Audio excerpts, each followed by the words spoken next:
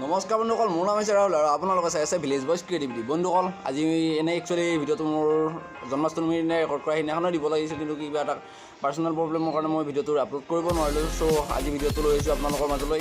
তেনেহ'লে যদি আপোনালোকে সেই ভিডিঅ'টো চাই ভাল পায় তেনেহ'লে লাইক কৰক, কমেণ্ট কৰক। আৰু তেওঁক আমি সেই ভিডিঅ'টোত গৈছিলোঁ ডেৰমানৰ এটা অতি জনপ্ৰিয় মন্দিৰলৈ। এই মন্দিৰটোৰ নাম হৈছে শিয়ালা বৈষ্ণৱ বুধনবীৰ মন্দিৰ। এই মন্দিৰটোত হাজাৰ হাজাৰ মানুহ আহিছিলে সেই জন্মাষ্টমী উপলক্ষে। তাতে জন্মাষ্টমী বৰ ধুনীয়াকৈ পালন কৰা হৈছে। আপোনালোকৰ ভিডিঅ'টো চালে দেখা পাব।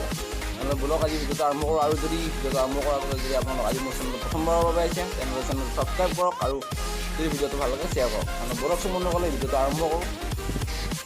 প্ৰথমতে আপোনালোক সকলোলৈ জন্মাষ্টমীৰ শুভেচ্ছা থাকিল। আৰু আজি আমি জন্মাষ্টমী উপলক্ষে যাম এই মন্দিৰলৈ। সেই মন্দিৰটো আছে ডেৰমানৰ সেই মন্দিৰটোৰ নাম হৈছে শিয়ালা বৈষ্ণৱ দেৱী মন্দিৰ। এই মন্দিৰটোত আমি যাম আৰু যাই আপোনালোকক দেখাম যে কেনেকৈ উদযাপন কৰা হয় কৃষ্ণ জন্মাষ্টমী। তাত বহুতো হাজাৰ হাজাৰ মানুহ আহিছে চাগে, গ'লে গম পাম। তেনেহ'লে ব'লক আজি ভিডিঅ'টো আমি তালৈ যাওঁ আৰু চাওঁ কিমান মানুহ আহিছে, কেনেকৈ কি উদযাপন কৰা হৈছে আৰু মন্দিৰটোৰ বৈশিষ্ট্য কি, এনেকুৱা মন্দিৰটোৰ কি আছে যে তাত ইমান মানুহ হয়। তেনেহ'লে ব'লক বন্ধুসকল আজি ভিডিঅ'টো আৰম্ভ কৰোঁ।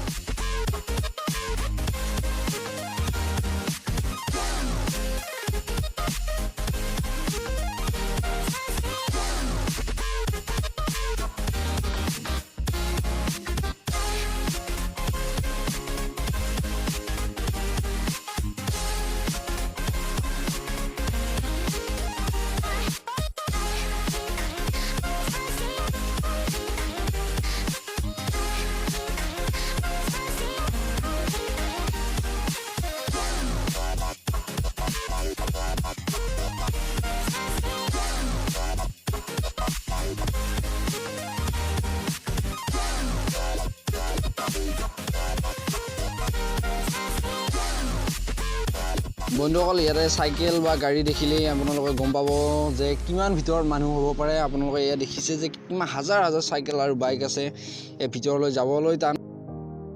লোকবিশ্বাস মতে আজিৰ দিনটোতে জন্ম হৈছিল ভগৱান শ্ৰীকৃষ্ণৰ। কোৱা হয় যে যেতিয়া নেকি শ্ৰীকৃষ্ণৰ জন্ম হৈছিল তেতিয়া শ্ৰীকৃষ্ণৰ দেউতাক আৰু মাক জেলত আছিল আৰু শ্ৰীকৃষ্ণৰ দেউতাকক বাৰু মাকক বান্ধি থোৱা হৈছিল। যেতিয়া নেকি শ্ৰীকৃষ্ণৰ জন্ম হৈছিল তেতিয়াই সেই সকলোবোৰ চিকলি হৈ গৈছিল আৰু সকলোবোৰ সৰি শুই পৰিছিল। আৰু তেতিয়াই শ্ৰীকৃষ্ণৰ দেউতাকেই শ্ৰীকৃষ্ণক নন্দৰজাৰ ঘৰলৈ লৈ যায়। শ্ৰীকৃষ্ণক নন্দৰজাৰ ঘৰত থৈছিল আৰু নন্দৰজাৰ জীয়েকক আনি আকৌ সেই কাৰাগাৰত থৈছিল, যাতে কংসই অৰ্থাৎ শ্ৰীকৃষ্ণৰ মুনিয়া কংসই যাতে গম নাপায় সেই তেনেকৈ থৈছিল। সেয়েহে সমগ্ৰ ভাৰততেই আজিৰ দিনটোত জন্মাষ্টমী পালন কৰা হয়। আজি এই মন্দিৰটোক চাইছোঁ বাৰু কিমান মানুহ, হাজাৰ হাজাৰ কিমান ঠাইৰ পৰা মানুহ আহিছে আৰু কিমান কোন মানুহ উঠি ইয়ানে খালী সকলো আহিছে মন্দিৰত পূজা কৰিবৰ বাবে। ইয়াত দেখা পাইছে কিমান মানুহ বহি আছে, নাম ধৰি থকা হৈছে ছাইডত। আৰু ইয়াত মন্দিৰত যাবৰ বাবে, মন্দিৰত প্ৰৱেশ কৰাৰ বাবে কিমান লাইন। ইয়াৰ পৰা দেখা হৈছে ল'ৰা ছোৱালী দুটা লাইনত ভাগ কৰা হৈছে। আমি বাৰু লাইনত নহওঁ, সেনেকৈ যাম। ইয়াত চাওক, আমি এতিয়া অলপ খোৱা লোৱাৰ ব্যৱস্থা চাওঁ ক'ত কি হৈছে। আমি অলপ ভোক লগাৰ যেন লাগিছে, চ' আমি খোৱাৰ ব্যৱস্থা যাওঁ। আপোনালোকে দেখা পাইছে যে ইয়াত ভোগ বনাই থকা হৈছে খাবলৈ। সকলো মানুহ বাকচত থৈছে, বাকচত ভাত থৈছে আৰু ভাত মানে পায়স বুলি কয়, এইটো ভোগ বুলি কয়। ইয়াতে দেখা পাইছে কেনেকুৱা এটা পৰিৱেশত দি থকা হৈছে ভোগ, মানে ইয়াৰ পায়স আচলতে। এতিয়া আমি অলপ মন্দিৰৰ পুৰোহিতৰ কথা পাতোঁ আৰু মন্দিৰটো এতিয়া জানো। ইয়াত কেতিয়া স্থাপিত হৈছিল? প্ৰায় দশম শতিকাতে স্থাপন হৈছিল।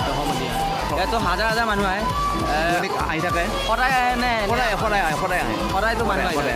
আৰু আজি বিশেষভাৱে উদযাপন কৰা হয়। আজি ভাদ মাহৰ আমাৰ বাকীবিলাক তিথিতকৈ মানে জন্মাষ্টমীটো ভাদ মাহত পালন কৰা হয়।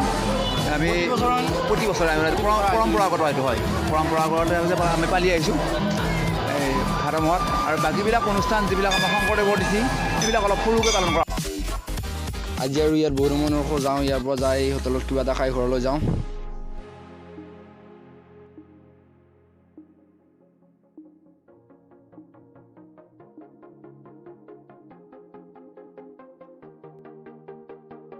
এতিয়া অলপ খাই লৈ বহুত ঘূৰিলোঁ আৰু খাই লৈ উঠি আমি যাম আকৌ ঘৰ। চাই থাকক ভিডিঅ'টো আগলৈ।